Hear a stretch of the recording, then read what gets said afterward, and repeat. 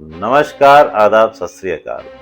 दोस्तों, आपका Punjab Lions Singrauli YouTube channel पर स्वागत है। और आज का वीडियो हमारा होने वाला है जिहाद, मुजाहिदीन और बैटल ऑफ बालाकोट। इस वीडियो को शुरू करने से पहले आपको मैं ये बता दूं, इस वीडियो का मकसद किसी भी धर्म को या किसी भी धर्म की विचारधारा को चोट पहुंचाना या बुरा कहना नहीं है। ये परिस्थितियां ऐसी होती हैं और राजनीतिक लोग ऐसे होते हैं जो कि ऐसी परिस्थितियां बना देते हैं कि धर्म जो कि कभी गलत नहीं होता, उसको भी गलत तरीके से लोगों को समझाया जाता है और लोग बहकावे में आ जाते हैं राजनीतिक लोगों के, और उसके बहुत सारे नफ़े नुकसान होते हैं। जिहाद भी कुछ ऐसा ही एक विषय है, इसके बारे में हम बात करेंगे। ये बताएंगे कि भारतीय उपमहाद्वीप में जिहाद कैसे आया, कब आया, कौन लेके आया, और जो मुजाहिदीन हैं ये कौन होते हैं, और इन सब का बालाकोट से क्या संबंध है। बालाकोट जो कि मुजाहिदीनों की फैक्ट्री कहा जाता है, जहाँ पे मुजाहिदीनों को ट्रेनिंग दी जाती है। बालाकोट से क्या संबंध है और बालाकोट शहर के विषय में हम बताएंगे आपको। तो वीडियो बहुत ही अच्छा होने वाला है और जानकारी भरा होने वाला है, तो वीडियो को बिना स्किप किए देखिएगा।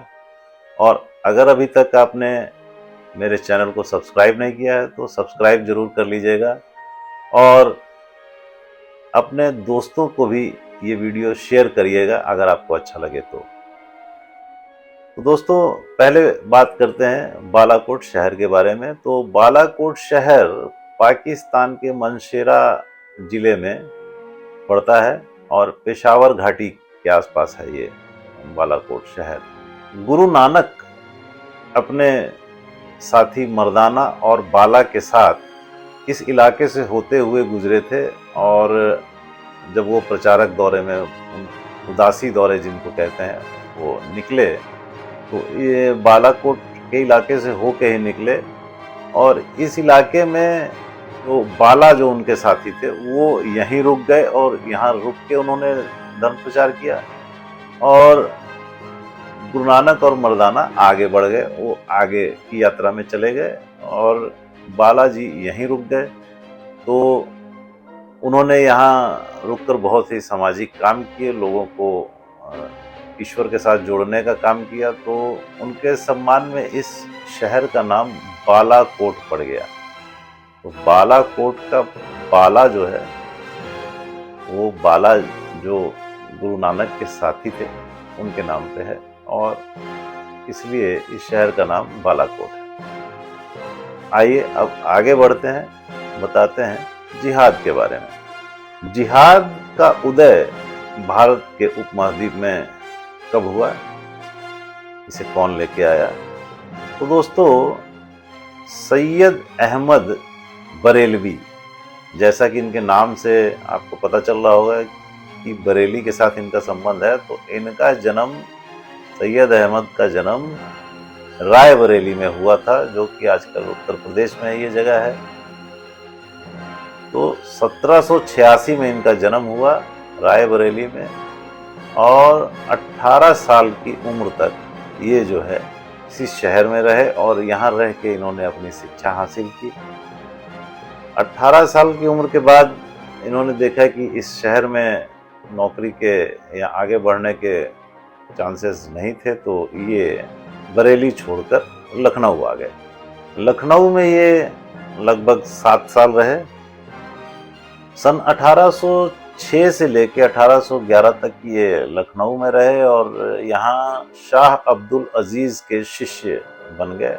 उन्हें अपना गुरु बना लिया और उनके शिष्य बनकर यहाँ उनसे इन्होंने घुड़सवारी सीखी, युद्ध कला सीखी, और धर्म के विषय में भी सीखा। तो यहाँ इनका बौद्धिक विकास और बहुत अच्छे तरीके से हुआ। लेकिन 7 साल जब यहाँ रह चुके तो उससे आगे कोई भविष्य यहाँ समझ में नहीं आया इनको। तो अपने गुरु की प्रेरणा से ही, उनके कहने पर, ये दिल्ली के नवाब आमिर खान के यहाँ इन्होंने बतौर घुड़सवार सैनिक के नौकरी कर ली।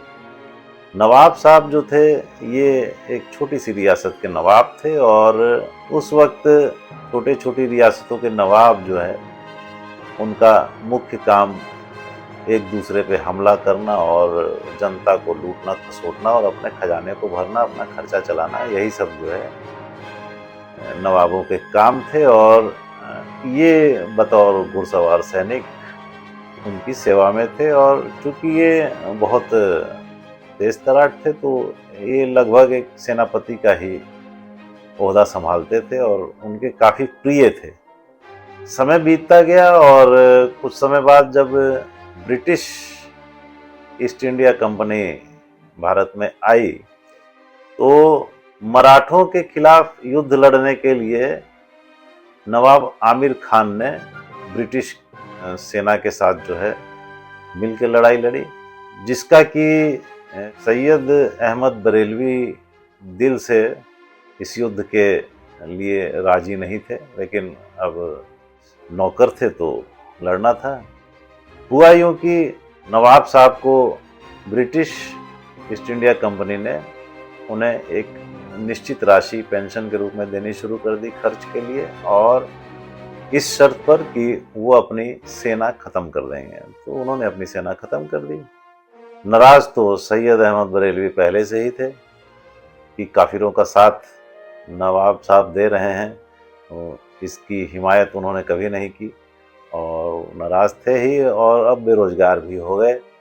सैयद अहमद पढ़े लिखे तो थे ही, और सेना का भी इन्हें अनुभव था, तो इन्होंने अपनी जानकारी का फ़ायदा उठाया और इन्होंने धार्मिक भाषण देने शुरू किए, जो शरीयत कानून और इस्लामी कानून से संबंधित थे। और इन्होंने जो इलाके के मुख्य लोग थे उनसे बात ना करके सीधे ये जनता से बात करते और जनता के साथ संवाद करते, उनको भाषण देते और उनको धर्म के बारे में बताते, और जनता इनके प्रभाव में आ गई। ऐसा दोस्तों, कोई भी राजनीतिक व्यक्ति जो होता है वो धर्म का सहारा लेकर बहुत ही आसानी से और बहुत ही जल्दी आगे बढ़ सकता है। ऐसा आजकल की राजनीति में भी होता है और पहले भी होता था, और इन्होंने भी यही किया, धर्म का सहारा लिया और जनता इनके पीछे भी लग गई, और इन्होंने भारत देश को दारुल हरब घोषित कर दिया। दारुल हरब वो जगह होती है जहाँ मुसलमानों को खतरा है और वहाँ का शासक कोई दूसरे धर्म का व्यक्ति होता है। तो ऐसा आजकल भी कुछ धर्मों को खतरा उत्पन्न हो जाता है, पहले भी होता था, ये कोई नई चीज़ नहीं है जो आज हो रही है, ये पहले भी होता था। तो दारुल हरब में मुसलमानों के लिए खतरनाक घोषित कर दिया गया। अब चूंकि भारत में मुसलमान खतरे में हैं इनके हिसाब से, तो इस खतरे से बचने का एक ही तरीका था कि सेना गठित की जाए।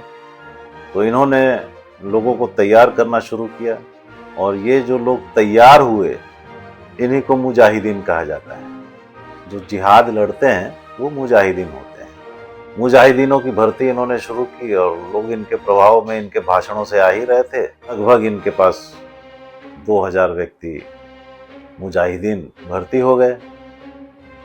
अब इन मुजाहिदीनों को देने के लिए, खर्च करने के लिए, इनका भरण पोषण करने के लिए पैसे भी तो चाहिए। इन्होंने हर चीज़ पर टैक्स लगाया और धर्म की आड़ ली। तो धर्म की रक्षा के लिए इन्होंने आम जनता पे टैक्स लगा दिया, और सभी मुसलमानों से इन्होंने टैक्स वसूलना शुरू कर दिया 10%, और जो गैर मुसलमान थे उनसे लूट लेते। तो ये मुजाहिदीनों का काम हो गया, जनता को लूटना खसोटना, नाम धर्म का। 2000 व्यक्ति जब इनके प्रभाव में आ गए तो इन्हें अब लगने लगा कि अब ये कुछ पावरफुल हो गए हैं। उस वक्त महाराजा रणजीत सिंह का शासन था उत्तर भारत में, अफगानिस्तान तक। इनको जाहिर सी बात है, जो यहाँ के राजा थे उनसे खतरा था, मुसलमान खतरे में थे। खालसा सेना की एक छोटी सी टुकड़ी के साथ इन्होंने युद्ध कर लिया और उसमें ये जीत गए। जब जीत गए तो इनका प्रभाव और बढ़ गया मुजाहिदीनों में। उन्होंने इनको खलीफा घोषित कर दिया। खलीफा घोषित कर दिया, इनके नाम से जुम्मे की नमाज पढ़ी जाने लग गई। जब जुम्मे की नमाज इनके नाम से पढ़ी जाने लग गई तो कुछ जो लोकल पठान और पश्तून थे उन्होंने इस बात का विरोध किया। उनको ये बात नागवार गुजरी कि ये जो है पावरफुल होते जा रहे हैं श्रीमान, और भाई जो पठान थे, जो छोटे छोटे इलाकों के मालिक थे, उनको भी अपनी सत्ता खतरे में नजर आई। वो इनके खिलाफ हो गए। बोले कुछ लोग इनके साथ हो गए, कुछ लोग इनके खिलाफ हो गए। तो जब ये खलीफा बन गए तो अब खलीफा बनने के बाद थोड़ा सा रुतबा तो इनका ऊंचा हो गया। इन्होंने महाराजा रणजीत सिंह को फतवा जारी कर दिया कि आप जो है या तो इस्लाम कबूल कर लीजिए या फिर मरने के लिए तैयार हो जाइए। महाराजा रणजीत सिंह जो कि तिब्बत से लेकर अफगानिस्तान तक राज कर रहे थे, वो इनके इस फतवे को क्या समझते थे? उनको इससे लड़ने की ज़रूरत तो थी नहीं। इसके लिए जो लोकल उनकी सेना थी वही बहुत काफ़ी थी। तो कश्मीर के इलाके में महाराजा गुलाब सिंह का शासन हुआ करता था, जो कि महाराजा रणजीत सिंह के अधीन वो इलाका आता था, और उस इलाके पे महाराजा गुलाब सिंह शासन करते थे। और साथ में थे प्रिंस शेर सिंह या राजा शेर सिंह, अच्छे लंबे चौड़े जवान और बहुत ही माहिर युद्ध कला में। तो इन्होंने खालसा राज को ही धमकी दे डाली थी। राजा गुलाब सिंह ने इस बात को बड़ी गंभीरता से लिया और इन्होंने थोड़ा आगे बढ़कर लगभग 10,000 लोगों की सेना लेके, 10,000 मुजाहिदीन लेके सैयद अहमद बरेलवी अपने एक और साथी के साथ इन्होंने हमला करने की कोशिश की पेशावर घाटी के इलाके में खालसा राज की सेना पर। शेर सिंह की सेना ने इन्हें पहले आगे बढ़ने का मौका दिया और वो पीछे हट गए। जब ये थोड़ा आगे बढ़े तो उन्होंने घेर लिया इनको। जब घेर लिया तो प्रिंस शेर सिंह ने तलवार के एक ही झटके में युद्ध के शुरुआती दौर में ही, लगभग युद्ध शुरू हुए आधा एक घंटा ही हुआ होगा, उसी समय इनको निपटा दिया। इनकी गर्दन धड़ से अलग हो गई और बाकी जो मुजाहिदीन थे वो लगभग 9,000 वहीं ख़त्म हो गए। और युद्ध भी ज़्यादा देर चला नहीं, क्योंकि खालसा सेना लगभग 12,000 की सेना थी और उनके पास अच्छे हथियार भी थे। और ये अपनी 10,000 की सेना के साथ जो है अधकचरे फौजी मुजाहिदीन जो थे, इन्होंने हमला कर दिया था। ये फंस गए चक्कर में। तो युद्ध तो 4-5 घंटे में ही समाप्त हो गया और खालसा सेना ने इनका जो है शरीर दफना दिया वहीं बालाकोट के ही इलाके में। लेकिन बाद में फिर वो शरीर निकाल के इनका कब्र को खोदकर पुनहर नदी उस इलाके से गुजरती है, उस नदी में फेंक दिया गया। ये बात सच भी प्रतीत होती है कि उनकी कब्र खोद के फेंका गया, क्योंकि एक उनकी यादगार नदी के निचले इलाके में भी एक बनी हुई है, एक मकबरा टाइप बना हुआ है। तो हो सकता है वहाँ उनकी लाश बरामद हुई हो तो वहाँ पर ये मकबरा बना हो। तो ये तो सैयद अहमद बरेलवी थे और इन्होंने ये जिहाद छेड़ा, मुजाहिदीन इकट्ठे किए। और ये सारा घटनाक्रम जो है पेशावर घाटी मनशेरा का इलाका जो है पाकिस्तान का, जिसमें बालाकोट पड़ता है, बालाकोट मेन इलाका है जहाँ पर की भौगोलिक परिस्थितियाँ जो है इसके लिए बहुत सही हैं इस तरह की ट्रेनिंग वगैरह देने के लिए। 6 मई 1836 को ये बालाकोट का युद्ध हुआ था खालसा सेना के साथ, जिसमें कि मुजाहिदीनों को बुरी तरह नेस्तनाबूद कर दिया गया। और क्योंकि सैयद अहमद बरेलवी इस युद्ध में मारे गए तो उन्हें सैयद अहमद शहीद भी कहा जाता है। और यही थे जिन्होंने कि सबसे पहले भारतीय उपमहाद्वीप जो पुराने समय में था, तो इन्होंने यहाँ जिहाद की शुरुआत करने वाले यही श्रीमान थे और मुजाहिदीन भर्ती करने वाले भी यही थे। ये कॉन्सेप्ट इन्होंने पैदा कर दिया।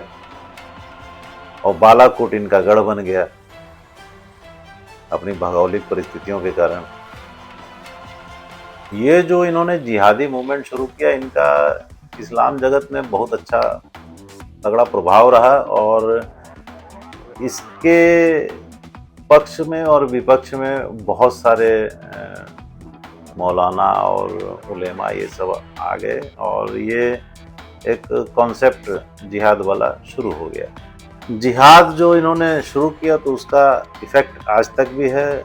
हाफिज़ सईद की लश्कर तैयबा और मसूद अजहर का जो जैश ए मोहम्मद, ये दो जो इस्लामिक उग्रवादी संगठन हैं, ये इनकी ही विचारधारा से प्रेरणा लेकर बनाए गए हैं। इसके अलावा भी और भी संगठन है, जैसे हरकतुल मुजाहिदीन एक जिहादी संगठन है। ये सारे भारत और कश्मीर में ये जिहाद छेड़े रखते हैं कुछ ना कुछ। जैसा कि मैं पहले कह चुका हूँ कि ये राजनीतिक लोग होते हैं जो कि धर्म की आड़ लेते हैं, और चूंकि ये बहुत ही अच्छे सख्त धार्मिक रूल बताते हैं जनता को, तो धर्म की रक्षा के चक्कर में आम जनता फंस जाती है और नुकसान जनता का होता है, और ये राजनीतिक लोग इसका लाभ उठाते हैं। तो ये था जिहाद भारत में कैसे शुरू हुआ, मुजाहिदीन कौन होते हैं, और ये लोग बालाकोट में ही क्यों होते हैं। तो जो बालाकोट का युद्ध हुआ, बालाकोट एयर स्ट्राइक से पहले, वो भी आपको पता चला इस वीडियो में, और उस युद्ध में जिहादियों की कैसे हार हुई ये भी आपको पता चला। ऐसा भी नहीं है कि सारे मुसलमान इनके पक्ष में हैं, और ऐसा भी नहीं है कि सारे मुसलमान इनके विपक्ष में हैं। कुछ लोग इनके साथ हैं, कुछ इनके खिलाफ हैं, कुछ न्यूट्रल हैं। तो ऐसा हर जगह होता है, हर धर्म में कुछ ऐसे संगठन होते हैं जो कि उग्र विचारधारा के होते हैं, और उनके साथ कुछ लोग होते हैं, और उनके खिलाफ भी कुछ लोग होते हैं, और कुछ लोग ऐसे होते हैं जिनको कोई फर्क नहीं पड़ता।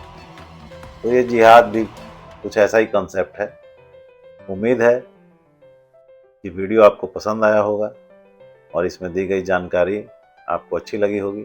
ऐसे ही और वीडियो के लिए आप हमारे चैनल के साथ बने रहिए। आपको इतिहास से संबंधित अच्छी अच्छी जानकारियाँ आपको दी जाएंगी। धन्यवाद। जय हिंद, जय भारत।